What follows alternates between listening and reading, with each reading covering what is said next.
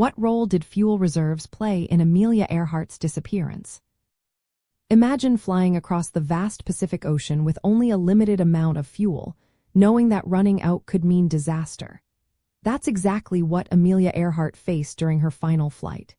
When she took off in 2,500-gallon fuel tanks in her Lockheed Electra 10E, she had enough fuel for about 20 hours of flying. But the tricky part was, weather conditions and headwinds could change everything. If the wind pushed against her, her plane would burn fuel faster than expected. Earhart and her navigator Fred Noonan were trying to reach Howland Island, a tiny speck in the middle of the Pacific.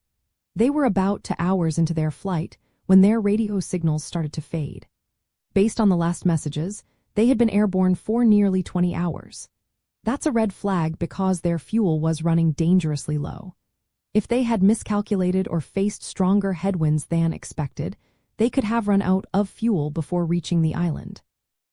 The theory most accepted is that they simply ran out of fuel and crashed into the ocean. The calculations about how much fuel they had and how long it should last are based on their plane's fuel capacity and consumption rate. The Electra's fuel tanks held about 2,500 gallons, which should have given them roughly 20 hours of flight time.